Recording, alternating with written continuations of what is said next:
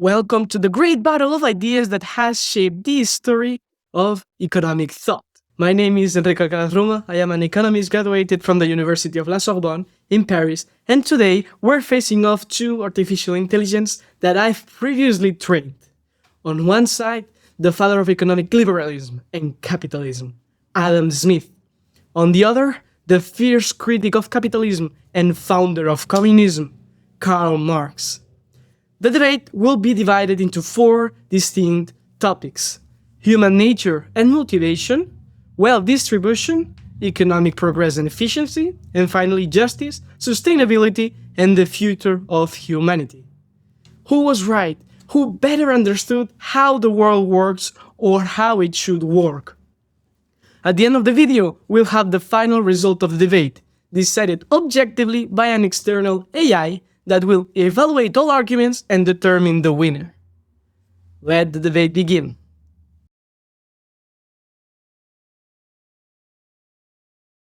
Man is not born selfish, Adam.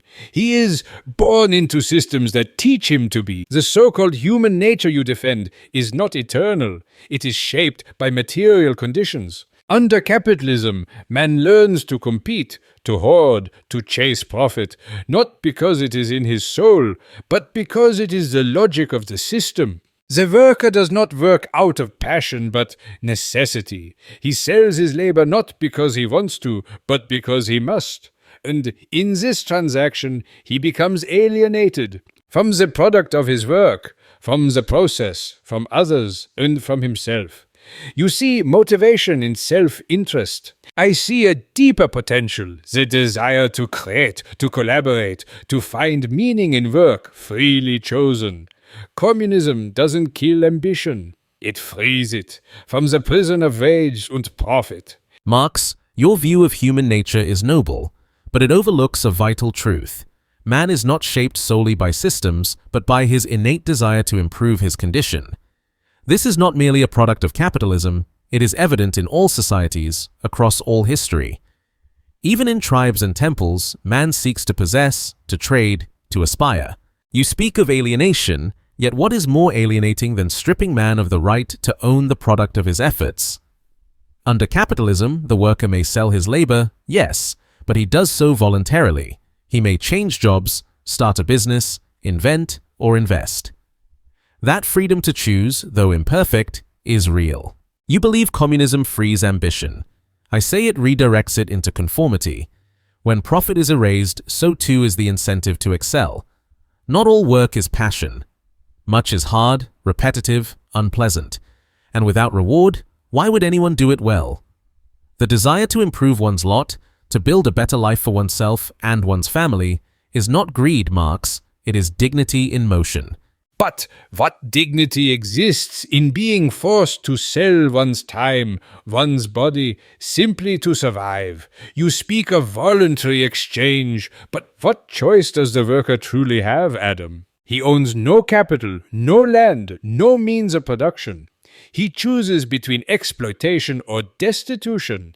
That is not freedom. It is coerced submission wrapped in contract. You say the worker may start a business, but how many truly can? They lack access to capital, credit, or networks. The dream of upward mobility is real for the few, but used to pacify the many. It tells them, if you suffer now, perhaps one day you'll rise, but most never do.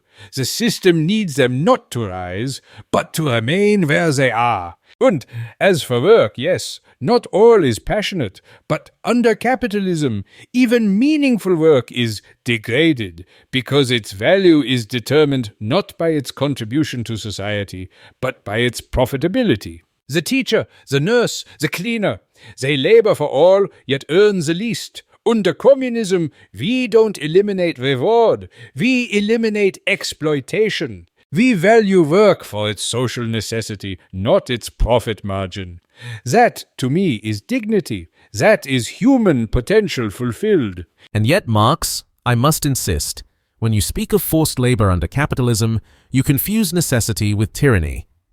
The worker sells his time, yes, but so does the farmer, the poet, the merchant. All labor, under any system, demands time. The difference is that under capitalism, time can become wealth, choice, advancement. In your world, time is collectivized, and thus diluted. You speak as if capital is unattainable, and for some, it is difficult. But is difficulty injustice? Should we level the path by removing the summit altogether? Many do rise, not by privilege, but by perseverance. And their stories are not myths. They are the engine of aspiration, a beacon for others. Without that possibility, what incentive remains? You name teachers, nurses, cleaners, and rightly so. Their work is noble. But what you ignore is that in a market, value is dynamic. Wages respond to demand, skills, scarcity. And over time, as societies grow wealthier, they can afford to invest more in these vital roles. And they often do. You suggest we value work by decree, but that risks freezing human priorities, locking innovation in place, and punishing those who create new, unexpected value. Profit, Marx, is not the enemy. It is the reward for risk, for foresight, for solving real problems. Remove it, and you remove the spark that drives men to dream beyond the immediate. That, to me, is how potential is truly fulfilled, not by equal distribution, but by equal freedom to pursue the unequal fruits of human imagination. You confuse freedom with fortune, Adam. Yes, all systems require time, but only in capitalism is time treated as a commodity, something to be bought and sold. You call it advancement. I call it servitude with a chance of escape. The fact that a few may rise does not justify a system that keeps the many down. The lottery of success does not negate the weight of structural inequality. You glorify profit as a spark of innovation, but what of the sparks that are snuffed out because they are unprofitable? The artist who cannot sell, the inventor who cannot patent, the healer who cannot afford to study. Capitalism does not guide imagination, it filters it through the lens of marketability. And you speak of dynamic wages as if the market naturally trends toward justice. Yet the most essential labor, the ones who feed, heal and clean, are persistently underpaid. Because demand in your system is not determined by need, but by purchasing power. The rich may demand luxuries, while the poor may need bread, yet the market serves the former first. You warn me of freezing innovation, but it is capitalism that fetishizes the new, without asking if it is good or needed. It creates for profit, not for purpose. Under communism, creation is guided not by profit signals, but by social consensus, by common need, by collective will. Do you say, I wish to level the path by removing the summit? Nein. I wish to raise the ground so that all may stand tall. Not as competitors, but as collaborators. Not as dreamers divided, but as a humanity united in creation. Then let me leave you with this, Marx. To raise the ground is noble, but to flatten the summit is tragic. You wish to redeem man from markets, yet in doing so you confine his imagination within consensus and his ambition within approval. Yes, capitalism commodifies time, and in doing so it respects its value. Every hour spent carries weight, consequence, reward. Under your model, time is shared, but what is shared by all is often cherished by none. Productivity falls not because people are lazy, but because incentives dissolve, and with them, the drive to strive. You lament that the market filters imagination. Perhaps it does, but better a filter of demand than a filter of doctrine. The artist, the healer, the inventor, they may struggle, but they are free to try, and history shows us they often succeed against all odds. Under capitalism, the possibility to rise exists, however narrow. Under communism, equality becomes a ceiling as much as a floor. You believe value must be guided by social need. I ask, whose need? Defined by whom? And enforced by what means? A market is messy, yes, but it is also flexible, responsive, and plural. It allows both the breadmaker and the dreamer to coexist, not in perfect harmony, but in productive tension. We both seek a better world, but I believe it must be built from liberty, not imposed in its absence. That is the root of dignity, not in being given worth by society, but in earning it, expressing it, risking it. Let man choose, let him trade, let him dream freely, not collectively. That, Marx, is how we climb together, not chained, but unleashed. After listening to both economists, we're going to send the debate to an AI that has determined the result of this first argument, of this first topic. In this case, the result is clear. In this first round, Karl Marx takes the point with a score of 87 points over 100 against 84 of Adam Smith. But the debate is still far of being over. Now, let's pass to the second point, that is wealth distribution. Then, let us speak of the distribution of wealth. I do not deny that inequalities exist. They always have, and they always will in any human society. But what matters is not equality of outcome, but equality of opportunity. Capitalism does not promise that all men shall be rich. It promises that all men shall be free to pursue wealth through their talents, efforts, and choices. Under a market system, wealth is not hoarded in vaults by the elite. It is reinvested, circulated, multiplied. A successful entrepreneur grows rich not by stealing from the poor, but by offering goods and services that others value. When Steve Jobs created the iPhone, he became a billionaire. But so did thousands of suppliers, app developers, and small business owners who flourished in the ecosystem that capitalism allowed to exist. You propose to forcibly redistribute wealth, assuming that doing so corrects injustice. But wealth taken by force breeds resentment, inefficiency, and stagnation. The problem is not that some have more, the problem is when others have no chance to earn. The solution is not to punish success, but to expand access to education, to property, to capital. The beauty of capitalism is that it allows wealth to grow, not merely shift hands.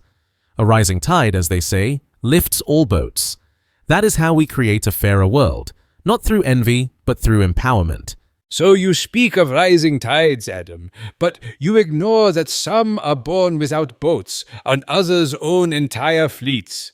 Your poetic defense of capitalism forgets that for the many the tide drowns. Wealth under capitalism does not circulate, it concentrates. This is not an accident, but a feature of the system. Capital begets capital. The man with wealth hires labor, extracts surplus value, reinvests, and accumulates more. The worker, meanwhile, receives only enough to survive, never enough to build capital of his own. You praise Steve Jobs, but he stood on the backs of thousands of anonymous laborers in factories from Shenzhen to Sri Lanka, paid pennies to build devices they'll never afford. You speak of opportunity, but opportunity means nothing when your stomach is empty. You romanticize the entrepreneur, but what of the single mother who works 3 jobs and still can't pay rent? Is her suffering the necessary fuel for your ecosystem of innovation? I do not advocate envy, Adam. I advocate justice. When one man owns what 1,000 others build, that is theft. When the wealth of the earth is hoarded by a few, that is violence. Redistribution is not punishment. It is reparation. Education and access are noble goals, but they mean little without the material means to use them. What is the use of knowledge if the landlord evicts you before you can apply it? You say wealth grows under capitalism, but it grows like a tumor, feeding on labor, land, and life. I do not wish to shift wealth. I wish to return it to those who create it, not to the owners of capital, but to its source, the people. Marx, you describe capital as if it were a parasite, yet fail to see the lifeblood it provides. Without capital, there are no factories, no jobs, no inventions, no infrastructure. You wish to return wealth to the people, but who organizes, who takes the risk, who bears the losses when ventures fail? Not the collective, but the individual who dares to invest. Yes, the system produces inequality because people are unequal in ambition, talent, and discipline. But inequality of wealth is not injustice in itself. What would be unjust is stripping the baker of the reward for waking at dawn or the inventor of the fruits of his genius in the name of some forced equality. You call accumulation theft, yet you ignore consent. The worker chooses to sell his labor, not at gunpoint, but through contract. Is that not more dignified than forced collectivization or dependency on the state? And as for the single mother, she is not invisible in capitalism. On the contrary, in a free market, her labor, her needs, her voice can influence prices, products, policies. She is not a pawn, she is a participant. But your model would silence her in favor of planners who claim to speak for all, yet know nothing of her. You see hoarding where I see investment. You see theft where I see voluntary exchange. And you offer reparation where I offer empowerment, not charity, but the tools to climb. That, Marx, is how dignity is preserved. You call it dignity, Adam, but what dignity is there in selling one's life hour by hour just to survive? What dignity is there in consent born of desperation?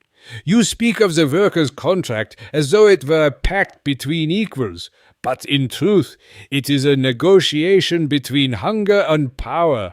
Yes, capital builds factories, but who builds the capital? Not gold, not machines, but labor. Without labor, your capital is dead weight. It produces nothing. It only commands. And yet, you reward the commander, not the creator. You glorify risk. But what is the worker's life if not risk? Risk of injury, risk of unemployment, risk of losing everything over a missed paycheck. The capitalist risks capital. The worker risks existence. And don't pretend your system empowers the poor through choice. What choice is there between starvation and submission?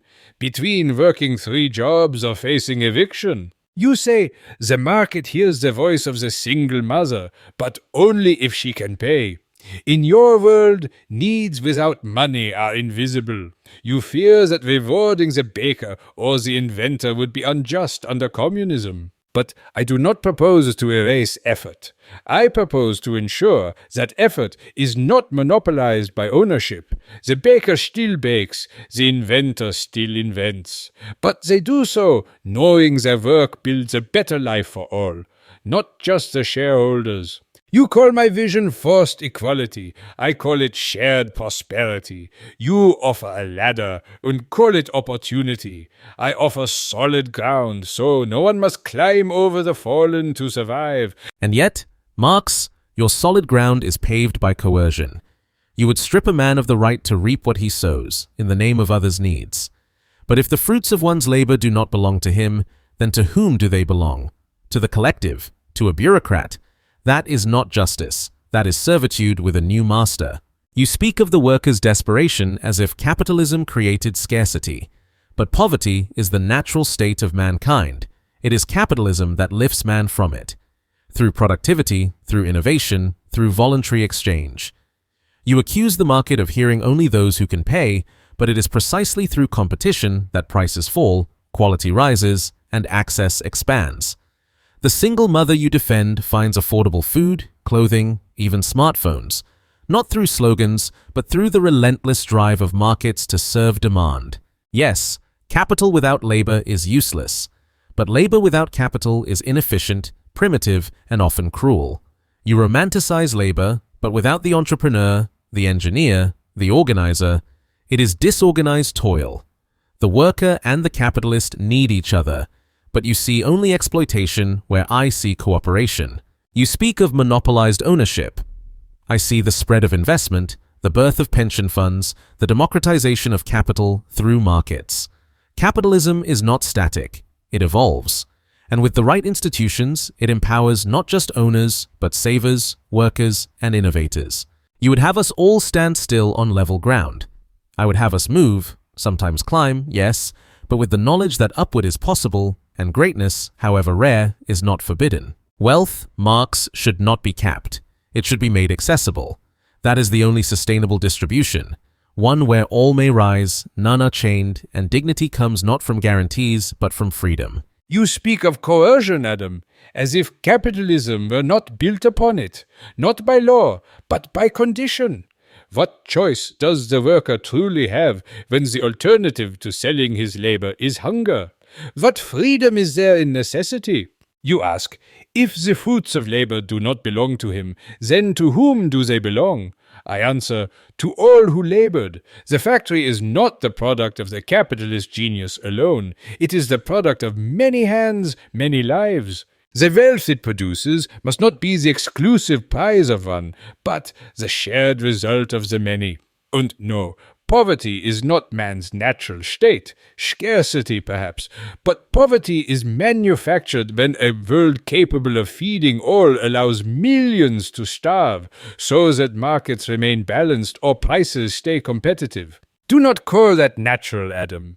Call it what it is, organized deprivation. You hail affordable goods as proof of virtue, but at what cost? At whose hands are those goods made? The cheap smartphone in the single mother's pocket may serve her, but it was assembled by another mother in a sweatshop whose own child goes hungry. Is this your relentless drive to serve demand? No, it is demand divorced from ethics. Yes, labor needs coordination, but coordination does not require exploitation. It requires solidarity, planning, democracy in the workplace, not dominance from above. You say capitalism evolves, but it evolves like a virus, adapting to preserve the power of the few, while giving the illusion of inclusion to the many. You speak of dignity through freedom. I speak of dignity through belonging, of knowing that your work does not enrich a stranger, but sustains a world you help shape. You build ladders. I build foundations. After this intense second round that's been talking about distribution of wealth, now we've sent the results to AI, the debate, and it came up with this conclusion. In this case, the winner of the second round is Karl Marx, who once again takes the points. In this case, he scored 88 out of 100 against 86 for Adam Smith. Even though Marx won the two first rounds, we've got these similar points, but still Adam Smith can turn it around in the third round that is going to be economic efficiency and progress. You see capitalism as the engine of progress, Adam. I see it as a locomotive with no brakes, speeding toward collapse. Yes, capitalism produces growth, but for whom and at what cost? Its so-called efficiency comes not from wise resource use, but from exploitation of labor, of nature, of time itself. It externalizes costs, burns through the planet's resources, and calls that productivity. The factory pollutes the river, the rainforest is raised for profit, and still the economist applauds because GDP rises. True progress is not measured in quarterly profits, but in human well-being, in health, in education, in time to think, to love, to create. Capitalism gives us more things, yes, but less time to live. And what of crises, Adam? What of recessions, depressions, market crashes? This is not progress. It is chaos, repeated. Built into the logic of your system is overproduction, underconsumption, speculation, and collapse. The worker suffers, the capitalist is bailed out. Communism proposes another kind of efficiency, planned, democratic, and sustainable. We do not ask what is most profitable, but rather what is most needed. We do not build 10 luxury condos and leave the poor homeless. We build homes because people need them, not because shareholders demand them. Your system chases endless growth. Mine seeks purposeful development. That is not stagnation. That is direction. And yet, Marx, your direction leads to a dead end. You call my system a locomotive without brakes, but yours is a train without motion. It promises control and purpose, yet delivers stagnation, shortages, and decay. Yes, capitalism grows. And not only for the rich. It lifted billions out of poverty, expanded life expectancy, cured diseases, brought electricity, the internet, even the very voice with which we now debate. You speak of health, education, time to love and create. And I ask you, in what system have those flourished more than in free, open economies? You criticize externalities, and rightly so, but the answer is not to dismantle the market, it is to govern it wisely. Capitalism does not require recklessness. It adapts to rules, incentives, innovation. Renewable energy, circular economies, social entrepreneurship, these are not born from central plans, but from market responses to real human demand. And crises, yes, they exist. But what system is immune to crisis? Under communism, collapse comes not in cycles, but in silence. A slow decay masked by censored statistics and forbidden dissent. You praise planning, but who plans? What minds, what data, what authority decides what is most needed? No council, however enlightened, can match the dynamism of millions of minds making billions of choices. That is the true wisdom of the market. It is not chaos. It is spontaneous order. You call profit a poison. I call it a signal. It tells us what to produce, when to stop, where to innovate. Without it, resources are wasted not for greed, but for ignorance. Your vision is noble, Marx. But noble intentions, without feedback, without freedom, without incentives, produce neither prosperity nor purpose. Capitalism may be imperfect, but it learns, and in learning, it builds. And what does it build, Adam? Towers of wealth beside valleys of despair. A billion choices, you say, but they are made within boundaries shaped by capital, not conscience. Your spontaneous order rewards what sells, not what heals. It values convenience over sustainability, speed over wisdom, novelty over necessity. You speak of the internet and medicine as triumphs of capitalism, but who funded the research? Who built the infrastructure? Public investment, collective effort, state-led vision. Capitalism came later to brand it, patent it, and sell it back to the people who paid for it.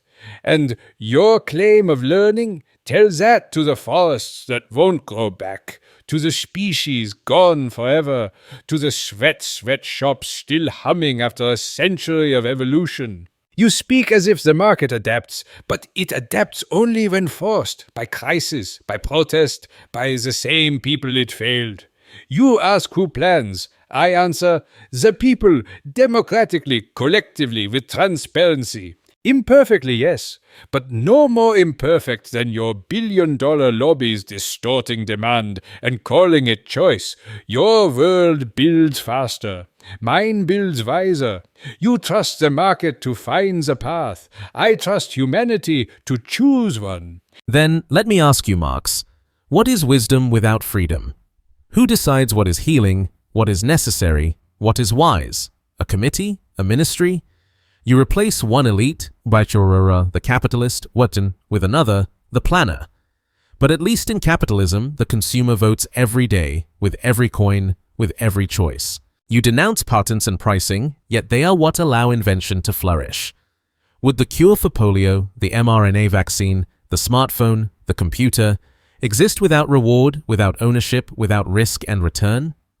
Public investment plays a role, yes, but it is the fusion of public and private, of vision and competition that drives true transformation.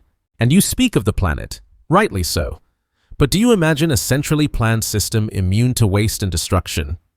History suggests otherwise. The Aral Sea dried not from markets, but from command. Chernobyl was not a failure of capital, but of state secrecy. You praise democracy in planning, and yet economic democracy, when made compulsory, often silences real dissent. Markets, for all their noise, allow new ideas to surface, test themselves, succeed or fail. There is no innovation without permission under your model, only execution of a plan designed from above. Yes, my system builds towers. And yes, valleys remain. But those towers house opportunity, and the bridges between valley and summit grow stronger every day, not through force, but through invention, mobility, and enterprise. You trust humanity to choose a path, and I do too, but I trust each individual to choose their path, not to have it chosen for them.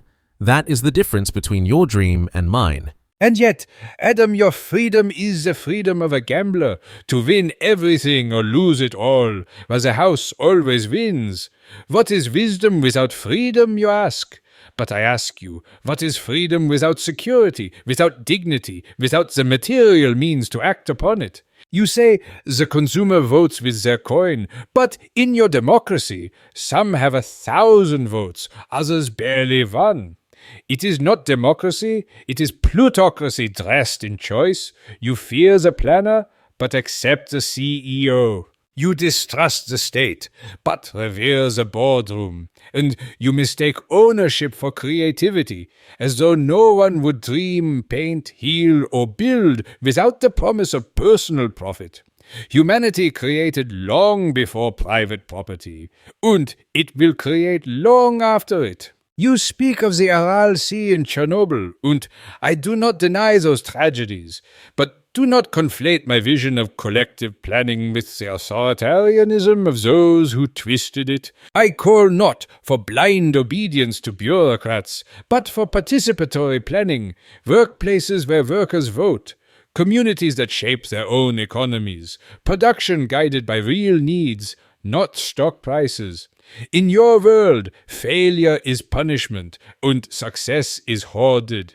In mine, failure is shared, and success is multiplied. You say I would silence dissent, but the market silences those who cannot pay. Their ideas die not because they are unworthy, but because they are unprofitable. You want 1,000 individuals walking different paths. I want 1,000,000 walking forward, together. Not in uniformity, but in solidarity, because a future worth building is one where no one is left behind. And yet, Marx, I must ask, how can you walk forward together when no one is allowed to walk ahead? You speak of freedom as gambling, but it is not a casino. It is a journey. Yes, there is risk, but risk is the price of possibility. Without it, we have safety, perhaps, but no dynamism, no renaissance, no revolution of thought. In your world, all are sheltered. In mine, some soar, and when they do, they light the way for others. You say the market silences the poor, but it also amplifies the bold, the persistent, the creative. Some of the greatest ideas, vaccines, microcredit, open source software, emerge not from wealth, but from vision coupled with liberty. The market does not guarantee that every voice is heard, but it ensures that any voice can be. And no, I do not revere the boardroom. I simply recognize that power in capitalism is dispersed. CEOs can rise and fall, fortunes change, new entrants disrupt the old, because no planner controls the rules of the game. In your system, failure is shared, yes, but so is stagnation. When no one has more, no one has incentive to give more. You want participatory planning, but I ask, who has time to vote on every good, every need, every allocation?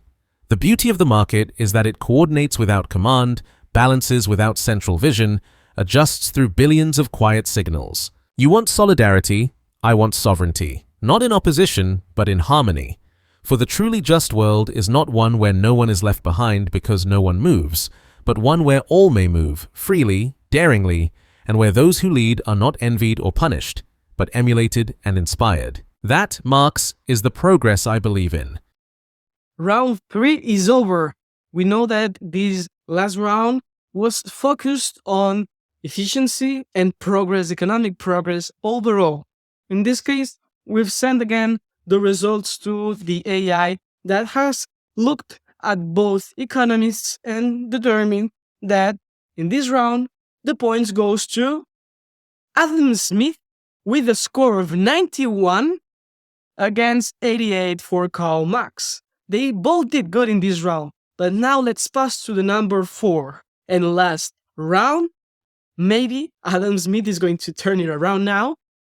That is going to be justice and long-term sustainability.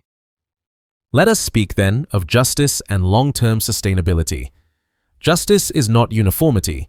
Justice is when each man may reap what he sows, when effort finds reward, when law protects liberty, and when no man is lord over another, not by sword, nor by statute, nor by enforced equality. Capitalism, with all its imperfections, is the only system that has consistently reduced absolute poverty, extended lifespans, and expanded human possibility, not by decree, but by unleashing the power of individual ambition aligned with mutual benefit. Long-term sustainability, Marx, does not come from freezing progress, nor from collective ownership that smothers responsibility. It comes from institutions that evolve, from incentives that reward innovation, and from accountability that flows not from committees, but from consequence. A business that pollutes may profit briefly, but will lose customers, face lawsuits, risk collapse. The market corrects, painfully at times, but organically. Your system assumes virtue at the top, mine builds checks and balances into its very core. And justice, truly, lies not in making all equal, but in ensuring none are oppressed. Under capitalism, you may rise from nothing, and many have. Under your model, you are told what you may be, and many are not. I do not claim a perfect world. I claim a world where freedom allows us to strive, where progress is guided by countless hands, and where dignity is earned, not distributed. That is justice, and that is the only sustainable future worthy of a free humanity. You speak of freedom, Adam, yet you frame it always in terms of what one may earn, never of what one deserves, simply by being human. You speak of rising, but for every man who climbs, how many remain crushed beneath? And when he reaches the top, does he build a ladder or pull it up behind him? Justice, to me, is not found in the cold symmetry of contracts or the invisible hand of consequence. Justice is found in human solidarity, in recognizing that life, health, education, shelter, and dignity are not luxuries to be earned, but rights to be guaranteed. You warn that collective ownership smothers responsibility. But what then do you say of corporations that strip the earth bare, pay starvation wages, and flee accountability behind legal veils? Is that your model of virtue through consequence? You trust in institutions evolving, but they evolve under pressure. Pressure from the very movements you resist. The weekend, the labor law, the minimum wage, all gifts from those who stood against the market's natural order. Sustainability is not an economic calculation. It is a moral one. A system that demands infinite growth on a finite planet is not flawed. It is suicidal. Capitalism's success is measured in the short term, in profits and returns. But the long term, the climate, the soil, the soul, is left unaccounted for. You say in your world, dignity is earned. I say, no, Adam. It is affirmed by society, by humanity, by a system that refuses to abandon its weakest in the name of efficiency. That, to me, is justice. That, to me, is the only future in which we all belong. And there, Marx, lies the heart of our divergence. You begin with what man deserves. I begin with what man can become. You believe rights are guaranteed, but by whom? And with what? Without the wealth created by enterprise, by risk, by labor rewarded and coordinated through markets, there are no schools, no hospitals, no clean energy transitions. You call them rights, but they must be funded, built, maintained. And that takes more than goodwill. It takes systems that produce, not just promise. You see the market as chaos. I see it as order born from liberty. You decry inequality, but inequality is not injustice when it reflects differing efforts, choices, talents. What is unjust is denying someone the freedom to try, the freedom to fail, the freedom to rise. You call this cruel. I call it human. You speak of corporations stripping the earth. I do not defend their excesses, but those abuses are not capitalism. They are the failure of law, of ethics, of governance. The market is not a god, it is a tool, and tools must be guided, not discarded. Your vision is poetic, stirring, but it forgets the danger of power concentrated under the banner of justice. Who decides what is enough? Who punishes success? Who speaks for the voiceless when speech itself becomes regulated by the plan? My world is not utopia, it is possibility. Yours is not hell, but it is constraint, wrapped in compassion. And compassion without liberty is paternalism. True justice is when no man is forced to serve another's ideal, but may pursue his own, and through that pursuit, serve many. That, Marx, is not the justice of fantasy, it is the justice of freedom. And yet, Adam, I must ask, What good is the freedom to pursue when the starting lines are so uneven, when the path is littered with barriers not of one's making? You speak of what man can become, and I too believe in potential. But potential cannot bloom in soil poisoned by exploitation, nor watered only by profit. You ask by whom rights are guaranteed. I answer, by all of us, through democratic will, collective effort, and shared responsibility. Not by the invisible hand of the market, but by the visible hands of a conscious society. You say rights must be funded, and I agree. But let us be clear. It is labor, not capital, that creates wealth. Capital is the stored effort of workers past, now wielded as leverage over workers present. You defend inequality if it reflects effort, but how often does it truly? Was the child born in a slum less willing, less worthy than the heir to a fortune? Your system doesn't reward merit. It rewards position, access, and inherited power. And you speak of regulation, of guiding the market like a tool. But who controls the hand on that tool? In practice, it is not the citizen. It is the elite, shaping the rules to serve their wealth. You fear centralized power. So do I. But under capitalism, power is centralized not in governments but in corporate empires, accountable to no one but shareholders. And where is liberty then, Adam, when your choices are dictated by necessity, your voice drowned by money, your future leased from birth? My vision may constrain greed, yes, but it liberates millions from fear, and that, to me, is the higher freedom, not the liberty to dominate, but the freedom from domination. That is the justice I fight for.